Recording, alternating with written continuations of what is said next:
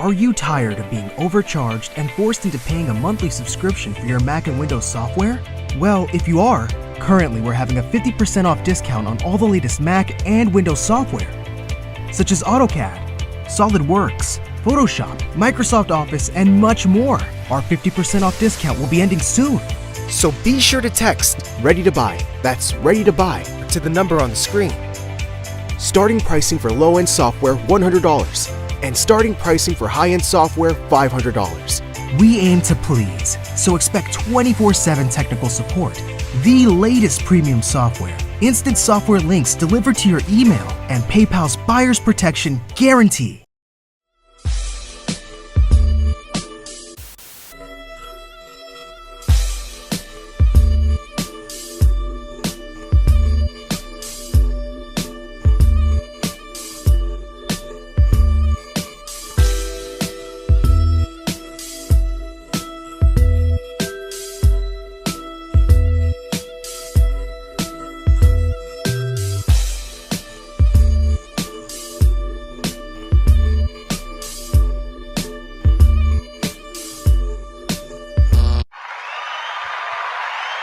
What's good, family?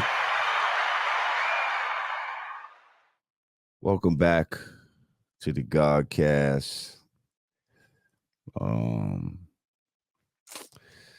Got another great interview coming up for you. All my people on the East Coast, what the fuck is going on out here? It look like Armageddon outside. Am I right or left? The fucking sky look yellow. As my man Dante said, it looks sepia tone outside. Yeah.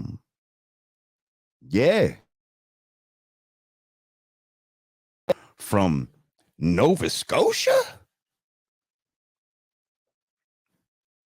Are we sure about this? I know it smelled like smoke. It looked like smoke. I'm just saying, god damn, smoke traveled that far? Come on, man. Something's fishy out this motherfucker. Who's experiencing this crazy ass smoke? Y'all talk about it in the chat.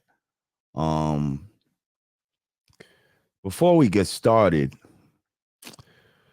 oh man, I got a horrible fucking call yesterday, man. It is with great sadness and yeah, it's just with great sadness and a heavy heart that where is it at? Yeah, I have to announce the passing of my man, ElevenFifty9.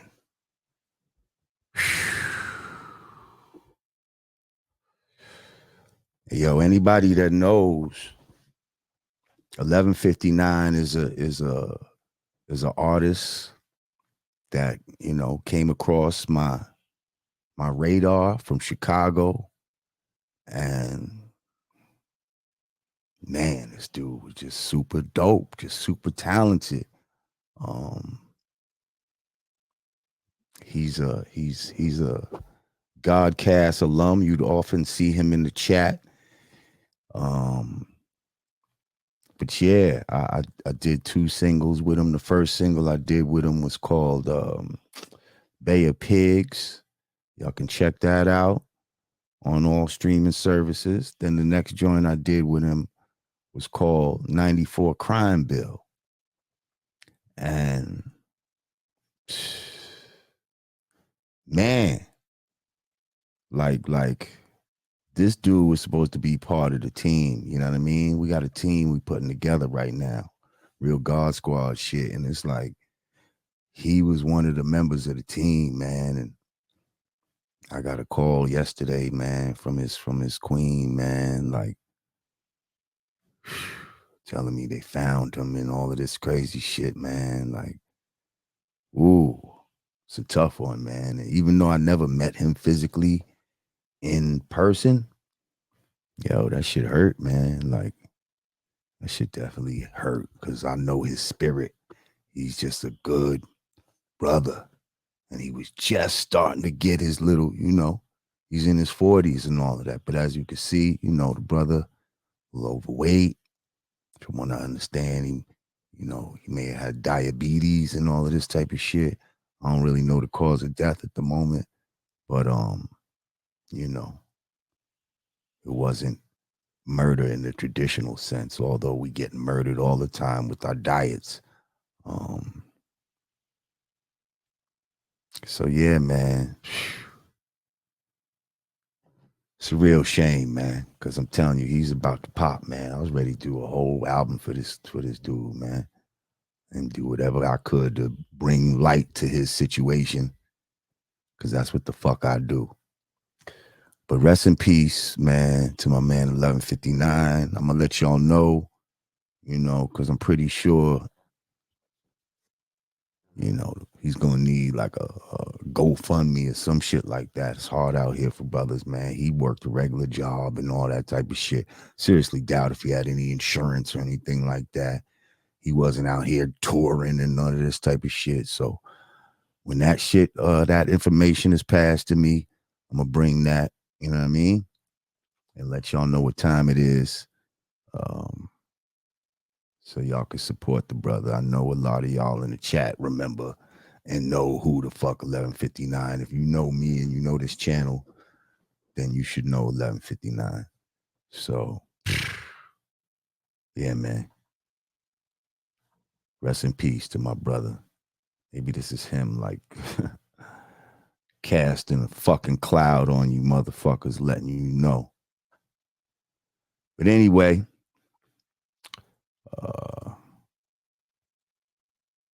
with no further ado, I want to bring my next guest up. This guy, man, I guess he's what you would call a legendary, famed A&R.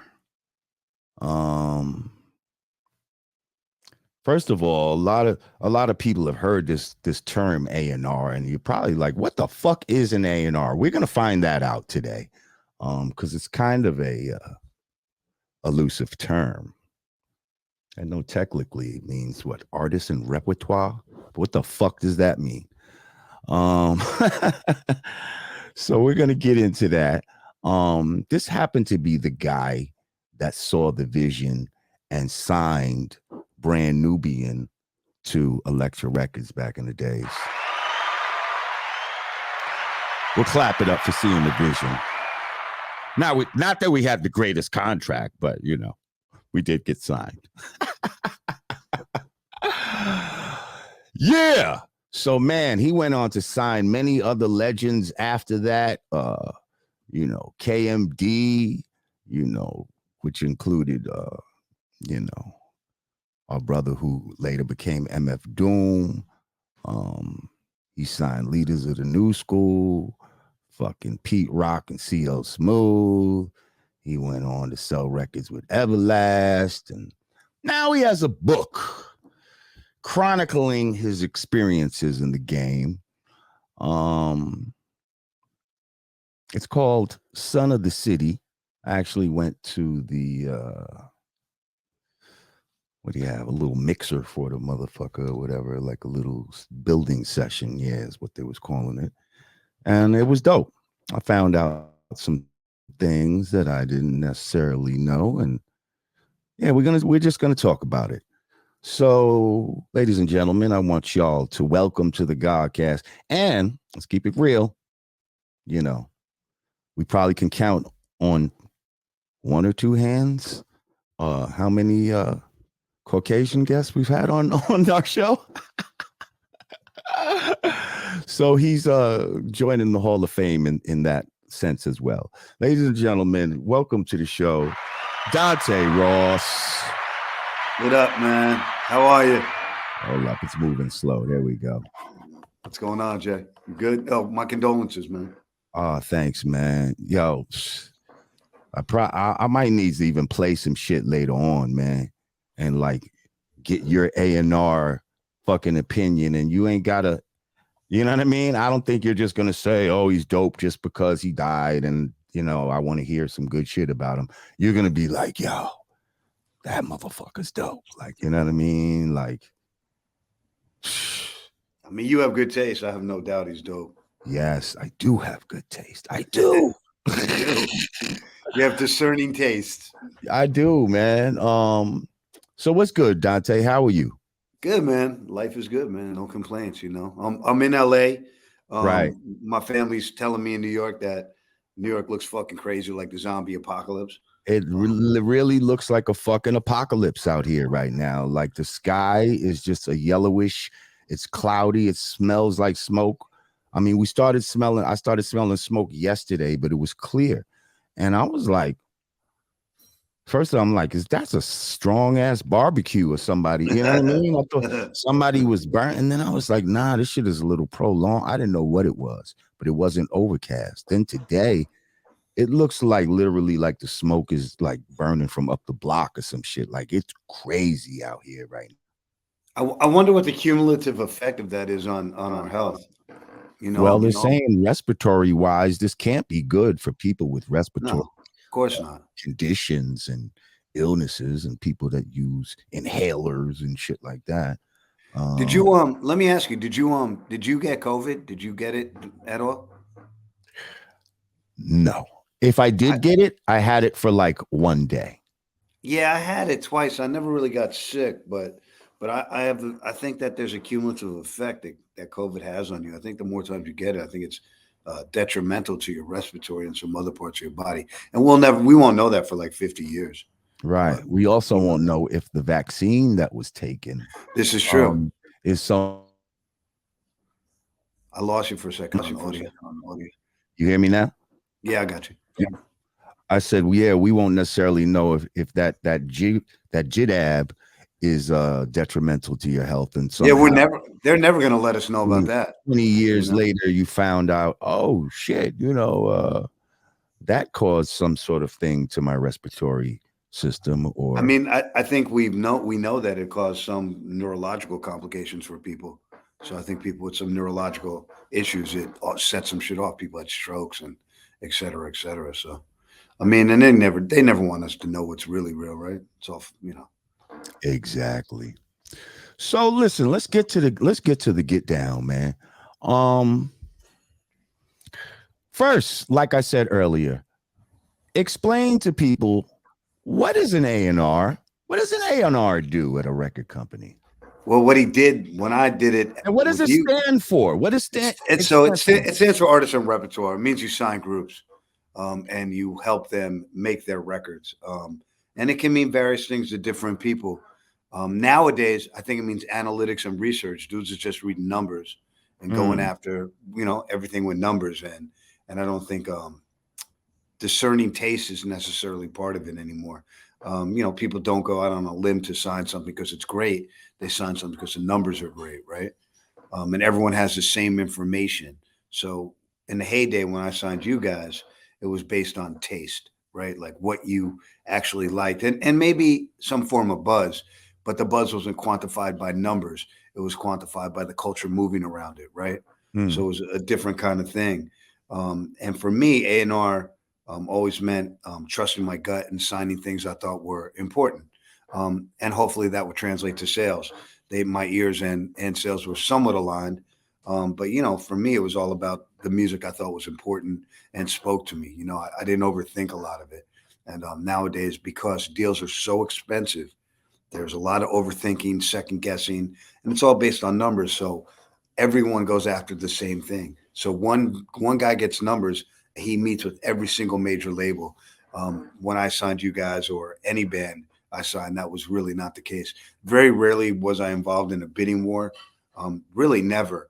And now every signing is a bidding war. So it's really changed a lot. I mean, I think a lot of times the guys who do A&R these days are guys with relationships. I don't even know if they know music. I like to say that back in the days, it was more of a talent contest. Where today it's a popularity contest. That's a good analogy. I don't think you're wrong. That's pretty fitting. I mean, and your talent contest was your demo tape, right? It wasn't like you did a live audition, but it was what you had on the tape. And for me, pretty much every group I signed always came to me from another artist or a group. Very rarely a manager, occasionally, but it was mostly like, like I signed you guys because of Puba, right? And I signed Pete and them because of Eddie F. So it always kind of came from someone else. It was always, and I signed Leaders because I knew about them already from the Bomb Squad. Chuck D had told me about them a few years earlier. So everything kind of came from word of mouth and someone who knew somebody. It was a totally different thing. And rap was also, hip hop was very small back then. It wasn't everybody in the world wasn't trying to be a rapper or be in the business or had their group they were pushing.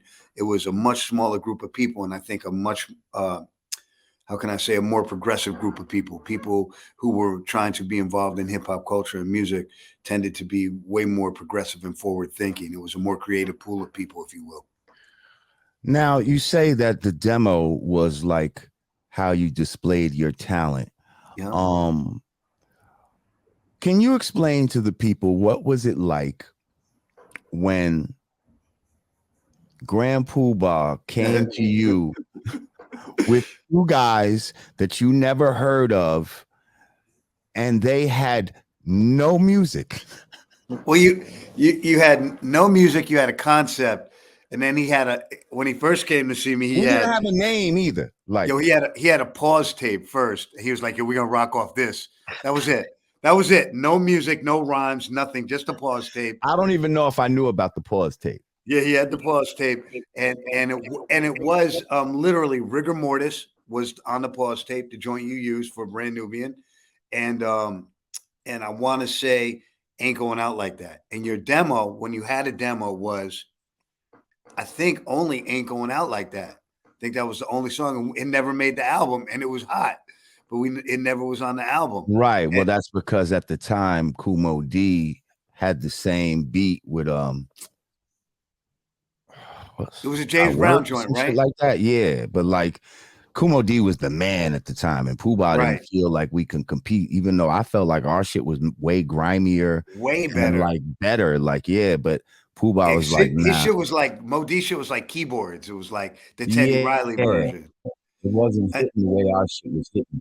But when we came to you, we didn't have I Ain't Going Out Like That at first. What happened was you was like, we came to I wanted to sign Max. Sign Puba. You already knew who he was, and he was like, I mean, I'm sure your boys are dope, but I'm gonna need to play something or whatever, you know what I mean? So we was like, all right, cool. So from that day, for 2 weeks, every day, we're going up to Jazzy J's studio in the Bronx on Allerton Avenue, trying to get time for free. And so basically we have to sit through all these sessions and wait till the end. And if Jay feels like letting us, then we can go in the studio and do some shit. Like, so it took us 2 weeks. And in between that time, like Rocky Bucano, the dude that's doing like the Hip Hop Museum, he was like one of the owners of the studio at that time. And we felt like he was kind of hating on us. Like he didn't want us up there because he knew that we wasn't paying for the studio time, and he got a business to run, and he just seemed like an antagonist to the fucking situation. You know what I mean? And you guys have been signed. Well, Max had been signed to Rocky. Yeah, right. And Masters of Ceremony. So he was signed to Strong City, right? That was their label. Correct. So I don't think he wanted him up there. Nah, Max had moonwalked on it. It all fell apart, right? So, right. Yeah. So whatever the case may be, I just felt dirty looks from him. And interesting. Yeah, I mean, I always wondered about how that happened, because I know Jazzy J is he's Puba's man and he's a great dude, but I also was like, wait, how are they doing music in Jazzy's studio when Max is no longer signed there? There got to be some feelings, So I always wondered about how that worked, and I didn't know that Rocky was sideline antagonizing you guys. Right. So we had to wait till like 2 a.m, shit like that, and so it took 2 weeks to finally put that together. You know what I mean? Because we had to listen to records, we had to loop the shit up. Then we finally had to, do vocals. And so it took 2 weeks. Did Max do the beats? Yeah, he was like in the forefront of the beats at that time. Like, we were always putting our like mind into the shit, but he definitely was like, that was his idea right there. Like, I Right, can do right. this beat and boom, boom, boom. And all right, we're gonna rhyme on this shit. So boom. We did it, we brought it back, and you was fucking with it. I And mean, then you guys were great. It was like, Max probably could have showed up with like anyone. I probably would have given him a record deal. Just be real. Like I was fucking with Max, and so when we made the De La record, we listened to Masters of Ceremony, right? We're listening to everybody, but we always were like, Mac, he's so dope. The rest of them maybe, but he's so dope. And I think everyone knew how dope Max was. And songs like Sexy were like Max solo records, basically. So he was already pretty brand name to us. What we didn't realize is that brand name to us meant this very small thing in New York, right? We didn't know that the whole country wasn't tuned in like we were. But I do remember when I was signing you guys, or I signed you guys, I saw Jam Master Jay one night. And he's like, "What are you working?" I said, "Oh, I signed this group with Grand Puba called Brand Nubian." He's like, "Yo, Grand Puba's the illest." Like, and I was like, "Whoa, Jam Master Jay just told me Grand Puba's the illest," which is super weird to me. And I don't know if you know why I started fucking with Max in the first place. I wanted him to produce Latifah, and he missed about 8 meetings with her. But when he did show up, he started talking about Brand Nubian, and so that's how it all came to be. Yeah, because I wanted him to do a duet with Latifah. She wanted to because do he it, produced Light before. and well, it was mostly because he had the song Redder Posse, and we really liked that, and we wanted to do like a dance hall, Queen Latifah, Max kind of jump off, and we never got it done. Interesting. That was the idea. But you know he did Light back in the day, right? He Of wrote course, for Light. Yeah. not only did he write for Light, I think he did her first record. I think he did her first joint ever, if I'm not mistaken. I don't know about the first joint ever, but what was her first song? What was it? Because he did Quartergram Pam. He did I Am the Light, the Light, the Light. Right. I mean, that was a banger. He also did Paz K's first joints that were on First Priority. Step Up Front. Okay, yeah. Yeah, I mean, I was an ill producer, all of that type of shit back in the day. He was a great producer. I mean, he was a very, very talented cat. Man, still is. I mean, Max is Max, right? He's an enigma, if you will. Right. So yeah, then we didn't have a name. So then he was like, "All right, what's the name?" And then we was like, "All right." And I fucked the name up on one of the records. I put the S on it, right? Maybe, and we was like, "No." Yeah, we're not happy about that. I don't think I put on the record. I hate when people say Brand Nubians. Yeah, and I always correct people because I got corrected a lot because I used to be like Brand Nubians. Yeah. I mean, I'll tell you, working with you guys, I learned a lot. I learned as much as I learned about music and about like the Nation of Gods and Earths. I learned also how to move, how to move and be accountable for my bullshit, and how to treat people. I also learned a lesson that I already knew, but it was reinforced, which is respect and trust is earned, never given, and I had to earn your guys' respect and trust, and that's a valuable lesson. I heard you tell a story at your building session. Yes, it's a good one. And you were telling a story about Wake Up. Yep, okay. 100%. Should I tell? Do you want to hear it? Should I tell the story, and then I'll tell it from my perspective. Yeah, because we never talked about this perspective, and I'll tell it from my perspective.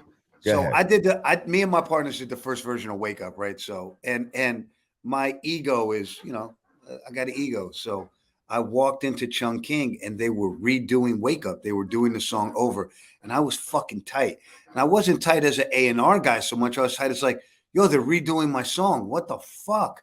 And I literally walked over to the tape machine and I stopped the tape machine, and there was arguments and blah, blah, blah. And me and you got in a heated argument, and I think I was about to get punched in my fucking head, and I might have deserved it.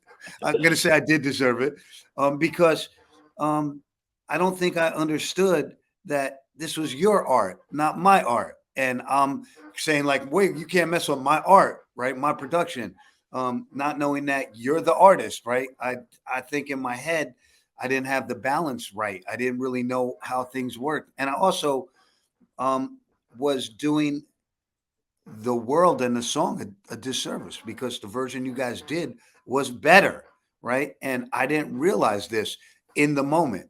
And then everything cooled out. I think I left the studio. I can't remember. I know I did whatever I did. I was in my feelings. I was mad, and I reassessed it when I got the record a few days later, and I was like, "This is better.